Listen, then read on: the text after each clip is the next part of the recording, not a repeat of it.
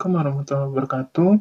Perkenalkan, nama saya Agus Listiono dari Universitas Maritim Raja Ali Haji, Fakultas Keguruan dan Ilmu Pendidikan, Program Studi Pendidikan Kimia. Nah, video multimedia pembelajaran ini yang dosen pengampunya adalah Ibu Asis Prof. Inelda Yulita, SPD MPD, dengan maksud dan tujuan membuat video ini adalah untuk tugas UAS, dan video ini bertajuk tentang hidrolisis garam. Terkait pembahasannya, mari kita lihat video selanjutnya. Hidrolisis garam dipersembahkan oleh Agus Listiono 180384204025, Program Studi Pendidikan Kimia K010 Angkatan 2018. Selanjutnya, section break hidrolisis garam. Adapun tujuan dari pembelajaran untuk PPT hidrolisis garam ini, yang pertama memahami pengertian garam yang mengalami hidrolisis. Yang kedua, menentukan pH larutan garam yang berasal dari asam dan basa kuat. Yang ketiga, menentukan pH larutan garam yang berasal dari asam kuat dan basa lemah. Yang keempat, menentukan pH larutan garam yang berasal dari asam lemah dan basa kuat. Yang kelima, menentukan pH larutan garam yang berasal dari asam dan basa lemah. Adapun pembahasan yang akan diangkat di sini untuk hidrolisis garam, yang pertama, pengertian dari hidrolisis itu sendiri. Yang kedua, macam-macam hidrolisis garam. Yang ketiga, penerapan dalam kehidupan sehari-hari. Yang keempat, pembahasan terkait soal. Yang kelima, kesimpulan. Nah, itulah yang akan dibahas dari hidrolisis garam tadi. Untuk selanjutnya, mari kita lihat slide selanjutnya. Nah, untuk pengertian dari hidrolisis sendiri, hidrolisis berasal dari kata hidro, yaitu air, dan lisis berarti penguraian. Berarti hidrolisis adalah penguraian garam oleh air yang mengalami atau menghasilkan asam dan basa kembali. Nah, hidrolisis garam adalah reaksi antara kation atau anion dari suatu garam dengan air, yang dimana kation dan anion yang dapat mengalami reaksi hidrolisis adalah kation dan anion garam yang termasuk elektrolit lemah. Jika suatu molekul asam direaksikan dengan molekul basa, maka akan membentuk garam dan air. Reaksi ini disebut sebagai reaksi penetralan. Namun, pada dasarnya, larutan garam tersebut tidak terlalu bersifat netral, tetapi dapat juga bersifat asam maupun basa. Nah, untuk menjelaskan sifat larutan garam tersebut, digunakan konsep hidrolisis. Nah, untuk pembahasan selanjutnya, teman-teman bisa dilihat di situ ada tulisan pembahasan selanjutnya, klik di sini. Nah, kita lihat ketika diklik ya. Nah, untuk pembahasan selanjutnya yaitu macam-macam hidrolisis garam. Apa aja sih macam-macam dari hidrolisis garam itu? Nah, mari kita simak selanjutnya pada slide yang akan ditampilkan. Nah, pada slide selanjutnya ini teman-teman bisa melihat bahwasanya di sini terdapat dua macam. Yang pertama dari hidrolisis garam itu sendiri. Yang pertama ada hidrolisis parsial atau sebagian.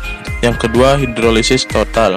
Nah, apa aja sih dari pembahasan hidrolisis parsial dan total ini? Di sini terdapat kata klik di sini. Nah, mari kita lihat ketika diklik ya. Nah, untuk hidrolisis parsial sendiri ialah dapat terjadi apabila garamnya berasal dari asam lemah dan basa kuat, atau sebaliknya. Dan pada hidrolisis sebagian ini hanya salah satu ion saja yang mengalami reaksi hidrolisis, yang lainnya tidak mengalami. Untuk contoh yaitu garam NH4Cl, yang dimana di dalam air NH4Cl terionisasi sempurna membentuk ion Cl dan NH4+. Untuk pembahasan selanjutnya kita lihat klik materi. Nah, selanjutnya tentang hidrolisis total. Mari kita lihat pembahasan dari hidrolisis total itu bagaimana. Nah, untuk hidrolisis total sendiri teman-teman, hidrolisis ini dapat terjadi apabila garamnya berasal dari asam lemah dan basa lemah. Untuk contohnya sendiri yaitu HF+. Garam yang terbentuk mengalami ionisasi sempurna dalam air.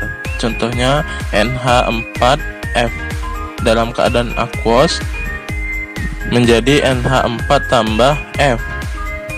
Dan selanjutnya NH4F ditambah H2O menjadi NH4OH dalam bentuk aqueous. Oke, untuk materi selanjutnya bisa teman-teman lihat. Nah, untuk macam-macam hidrolisis yang ketiga yaitu ada hidrolisis anion, yang dimana apabila garam yang terdiri dari komponen molekul asam lemah dan basa kuat dia direaksikan dengan molekul air, maka garam-garam hanya akan terhidrolisis sebagian atau parsial di dalam air dan akan menghasilkan ion yang bersifat basa atau OH-. Dengan kata lain di sini terhidrolisis adalah sedangkan anion yang dari asam lemah sedangkan kation dari basa kuat tidak terhidrolisis. Nah, jadi teman-teman, untuk contohnya teman-teman bisa melihat bahwa di sini ada CH3COONA dalam bentuk aqueous menjadi CH3COO- yang dimana ditambah Na+ dan aquo. Jadi yang CH3COONA tadi dia terurai atau terhidrolisis. Dan untuk contoh selanjutnya CH3COO- ditambah H2O menjadi CH3COOH tambah OH-, yang dimana ini kebalikan dari contoh yang pertamanya. Untuk yang selanjutnya Na+ tambah H2O tidak terjadi reaksi apa-apa. Nah, dari contoh di atas atau contoh dalam video ini teman-teman menjelaskan bahwasannya di sini CH3COO- yang bertindak sebagai anion asam lemah terhidrolisis membentuk OH- ketika direaksikan dengan molekul air atau H2O, sedangkan Na+ yang bertindak sebagai kation dari basa kuat tidak terhidrolisis ketika direaksikan dengan molekul air. Kesimpulannya di sini, garam dengan komponen pembentuk asam lemah dan basa kuat jika direaksikan dengan air akan terhidrolisis sebagian dan menghasilkan ion yang bersifat basa. Untuk materi selanjutnya, mari kita klik tombol yang merah. Nah, teman-teman, di sini untuk contoh atau macam-macam hidrolisis yang keempat yaitu hidrolisis kation. Apa sih hidrolisis kation itu? Mari kita klik tulisan klik di sini.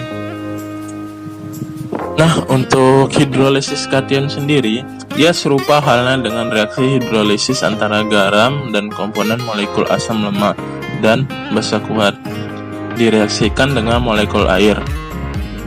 Jika garam dengan komponen penyusun asam kuat dan basa lemah dilarutkan ke dalam molekul air, juga akan mengalami hidrolisis parsial dan menghasilkan ion yang bersifat asam atau H+.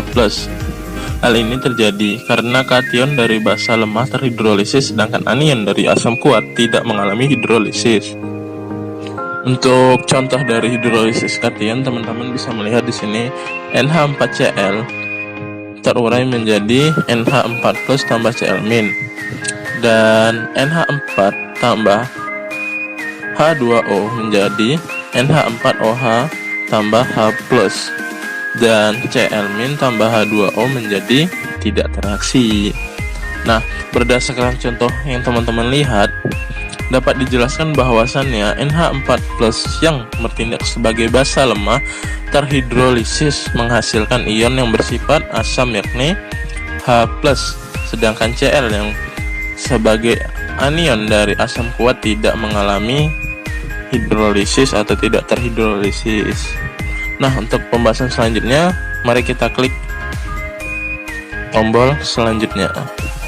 Nah, di sini terdapat ya hidrolisis yang macam-macam itu yang terakhir atau yang kelima, yaitu kation dan anion yang terhidrolisis. Nah, apa sih maksudnya? Mari kita lihat slide selanjutnya. Nah, maksud dari kation dan anion yang terhidrolisis ialah apabila garam dengan komponen asam lemah dan basa lemah direaksikan dengan molekul air akan mengalami hidrolisis total. Hal tersebut dapat terjadi dikarenakan kation dari basa lemah maupun anion dari asam lemah dapat terhidrolisis secara sempurna. Reaksi hidrolisis ini menghasilkan ion H+ atau OH-. Nah, untuk contohnya teman-teman bisa melihat CH3COONH4 menjadi CH3COO- tambah NH4+. Dan contoh kedua, CH3COO- tambah H2O. Reaksi bolak-balik CH3COOH tambah OH-. Dan NH4+ tambah H2O. Reaksi bolak-balik NH4OH- tambah H+. Nah, dari contoh yang teman-teman lihat di sini menjelaskan bahwasannya kedua komponen penyusun garam CH3COO- atau anion dari asam lemah dan NH4+ atau kation dari basa lemah dapat terhidrolisis secara sempurna, yang dimana masing-masing berurutan menghasilkan ion yang bersifat basa OH dan ion yang bersifat asam H+. Untuk pembahasan selanjutnya, mari kita klik tombol yang terlihat. Nah, di sini perlu diperhatikan ya untuk teman-teman semua, bahwasannya garam dengan komponen asam kuat dan basa kuat yang direaksikan dengan molekul air tidak akan mengalami hidrolisis. Dalam arti lain, di sini reaksi tersebut bersifat netral, yang dimana peristiwa ini dapat terjadi ketika garam yang mengandung ion logam alkali atau ion dengan logam alkali tanah kecuali Be2+ dan basa konjugasi suatu asam kuat misalnya Cl-, Br-, dan NO3- direaksikan dengan molekul air akan menghasilkan larutan yang bersifat netral. Jadi teman-teman bisa diperhatikan ya untuk hal-hal seperti ini. Untuk materi selanjutnya mari kita lihat ya teman-teman. Seperti yang teman-teman lihat pembahasan selanjutnya ya, yang dari diklik slide sebelumnya kemudian masuk ke slide yang baru. Di sini ada penerapan dalam kehidupan sehari-hari dari hidrolisis garam itu sendiri. Apa aja sih penerapan yang dalam kehidupan sehari-hari? Mari kita lihat pembahasannya. Nah, jadi teman-teman, untuk penerapan dalam kehidupan sehari-hari dan manfaat hidrolisis ini ya, yang pertama, reaksi hidrolisis antara molekul asam dan basa yang direaksikan dengan air akan membentuk garam dengan rumus kimia NaCl. Nah, teman-teman tahu pastinya NaCl ini adalah garam yang biasanya teman-teman pakai atau ibu teman-teman pakai pada rumah untuk memasak ya, sebagai pemberi rasa asin dalam makanan. Nah, jadi NaCl ini ialah hasil dari hidrolisis garam tadi. Selanjutnya, yang kedua, reaksi hidrolisis mempunyai peran penting dalam pemecahan makanan menjadi nutrisi yang mudah diserap. Sebagian besar senyawa organik dalam makanan tidak mudah bereaksi dengan air, sehingga dibutuhkan katalis untuk memungkinkan keberlangsungannya proses ini. Katalis organik yang membantu dengan reaksi dalam organisme hidup yang dikenal sebagai enzim. Enzim ini bekerja dengan menerapkan konsep hidrolisis tadi. Nah teman-teman, jadi hidrolisis ini banyak ya manfaatnya. Untuk hidrolisis yang ketiga, mari kita lihat slide selanjutnya. Nah, untuk manfaat yang ketiga, dalam bidang pertanian, reaksi hidrolisis ini dimanfaatkan ya teman-teman dalam suatu penyesuaian pH pada tanah dengan tanaman yang akan ditanam melalui suatu reaksi hidrolisis. Di sini akan didapatkan jenis pupuk yang tidak terlalu asam maupun basa. Adapun molekul kimia yang sering dipakai untuk menurunkan pH pupuk yakni palet padat NH4 2SO4. Bila garam tersebut direaksikan dalam air, maka ion NH4+ akan terhidrolisis di dalam tanah membentuk NH3 dan H+ yang sifatnya asam. Nah, jadi itu ya untuk manfaat yang ketiga. Manfaat yang keempat di sini, reaksi hidrolisis antara garam yang terbentuk dari HOCl yang adalah asam lemah dengan NaOH yang merupakan basa kuat dengan air, akan terjadi hidrolisis HOCl sehingga akan menghasilkan ion OH- yang bersifat basa. Sedangkan NaOH sebagai basa kuat tidak terhidrolisis.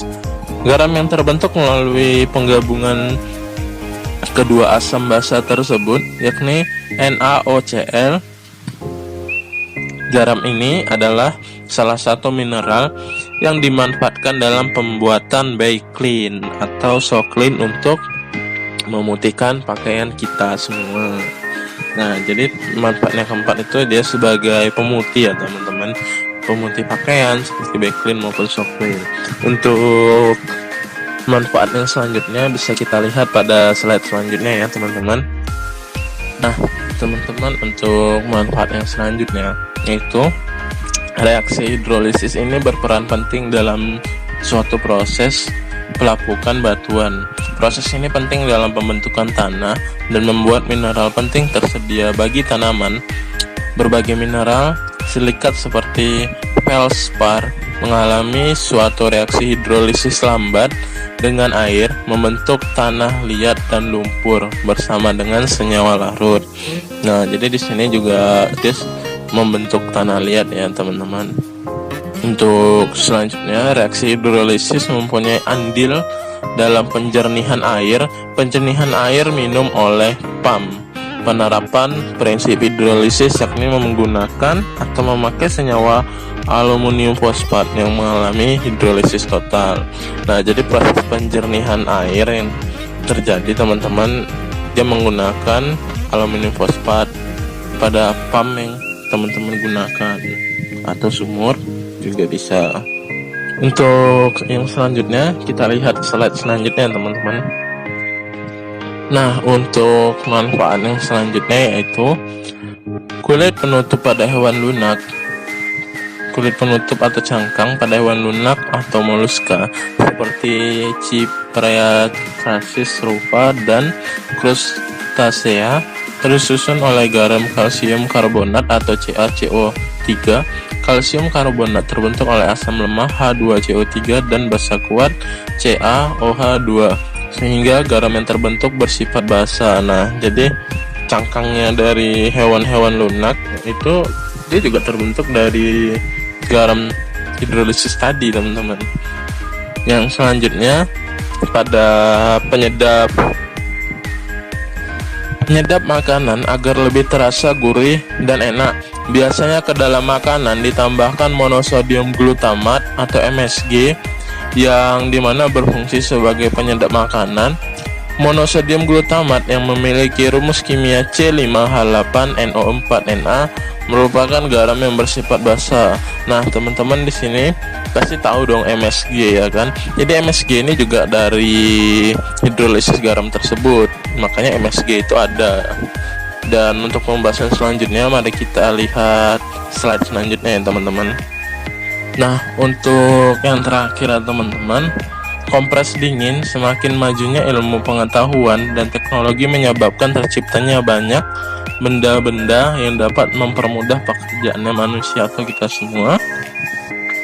Dulu kita menggunakan kain dan es batu untuk mengkompres ketika demam, namun sekarang sudah tersedia kompres dingin instan yang diperjualbelikan di pasar. Kompres ini juga menggunakan garam amonium nitrat atau NH4NO3 yang bersifat asam. Nah, juga ini dari hasil hidrolisis garam tersebut juga ya teman-teman. Untuk selanjutnya teman-teman akan mendapatkan pembahasan selanjutnya ya. Mari kita lihat apa aja pembahasan selanjutnya. Mari kita lihat. Nah, di sini ada pembahasan selanjutnya. Klik di sini, makanya kita klik tombol itu. Apa sih pembahasan selanjutnya ya teman-teman? Nah, ternyata pembahasan selanjutnya itu terkait soal-soal dalam hidrolisis garam itu sendiri. Apa apa aja sih soal-soalnya? Mari kita lihat ya teman-teman. Nah, untuk soal-soal yang pertama, di sini teman-teman dapat dilihat ya, soal yang pertama itu pH dari larutan garam NH4CN sebanyak 0,2. Kemudian di sini diketahui bahwa Ka HCN sama dengan 4,0 kali 10 pangkat 10 min pangkat 10 mol per liter. Kb NH3 sama dengan 1,8 kali 10 pangkat min 5 mol per liter adalah. Nah, untuk yang A di sini ada 8287, B 8227, C 8827, D 8872. Menurut teman-teman apa sih jawabannya? Kalau menurut saya sih jawabannya C ya. Apakah benar jawabannya C? Mari kita klik tombolnya. Nah, kan benar jawabannya adalah C. Nah, di sini teman-teman bisa melihat penjabaran dari jawaban C tadi. Bagaimana hasil 8827 itu didapatkan. Ya, teman-teman bisa melihat ya. Untuk soal selanjutnya, bagaimana sih soal selanjutnya? Mari kita lihat. Nah, untuk soal yang kedua, jika suatu asam kuat dicampur dengan basa lemah, maka akan terbentuk larutan garam yang bersifat. Nah, tadi teman-teman sudah melihat dong apa aja yang dihasilkan. Kira-kira menurut teman-teman apa nih jawabannya? Nah, kalau menurut saya nih, jawabannya itu adalah B, asam. Kenapa bisa B? Mari kita lihat selanjutnya. Nah, teman-teman bisa melihat ya, hasilnya B itu kenapa. Dari video ini teman-teman bisa melihat bagaimana sih apa aja yang dihasilkan dari reaksi-reaksi garam tersebut. Nah, untuk soal selanjutnya, mari kita lihat soal selanjutnya. Nah, soal yang ketiga, jika KW air sama dengan 10 min pangkat 14 dan Ka HCN sama dengan 10 min pangkat 14, maka larutan NaCN 0,1 molar dalam air akan mempunyai pH sebesar. Kira-kira menurut teman-teman apa nih? Kalau menurut saya sih C ya. Cuman apa hasilnya? Mari kita lihat ya. Ya, ternyata C salah guys jawabannya. Silahkan coba lagi. Oke guys, kita coba lagi ya. Dan menurut saya sih yang selanjutnya itu yang D ya teman-teman. Nah, benar kan? Yang jawaban sebenarnya adalah D, 9. Teman-teman bisa melihat bagaimana sih angka 9 itu bisa datang ya kan teman-teman. Dan untuk selanjutnya video singkat dari hidrolisis garam sendiri, teman-teman bisa mengklik itu dan melihat apa aja sih videonya. Nah, berikut ya teman-teman video singkat pembahasan dari hidrolisis garam itu sendiri apa. Dan selanjutnya teman-teman bisa melihat slide selanjutnya. Nah, yang terakhir dari semuanya yaitu kesimpulan dari hidrolisis garam ya teman-teman. Nah, kesimpulan dari hidrolisis garam ini sendiri, hidrolisis garam adalah reaksi kation atau anion dari suatu garam dengan air berdasarkan asam basa pembentuknya garam. Garam dari asam kuat dan basa kuat tidak mengalami hidrolisis karena berasal dari elektrolit kuat di mana larutannya bersifat netral. Garam dari asam lemah dan basa kuat bersifat basa, pH lebih dari 7 dan mengalami hidrolisis parsial dalam air dan membentuk OH-. Garam dari asam kuat dan basa lemah jika dilarutkan di dalam air akan terhidrolisis sebagian atau parsial yang bersifat asam atau H+. Dan yang terakhir, garam dari asam lemah dan basa lemah jika terlarut dalam air akan terhidrolisis total. H+ sama dengan Ka. Nah, demikian ya untuk teman-teman semua penjelasan dan penjabaran dari hidrolisis garam ini. Terima kasih sudah melihat. Oke, baiklah. Assalamualaikum warahmatullahi wabarakatuh. Terima kasih kepada semuanya yang sudah melihat video multimedia pembelajaran kimia terkait materi hidrolisis garam tadi. Terlebih terkurang saya mohon maaf. Assalamualaikum warahmatullahi wabarakatuh. Dan jangan lupa daftar di Universitas Maritim Raja Ali Haji, khususnya di program studi pendidikan kimia, karena di sana banyak dosen-dosen yang mempunyai ilmu yang sangat bermanfaat untuk diajarkan kepada kalian semua. See you next time. Wassalamualaikum warahmatullahi wabarakatuh.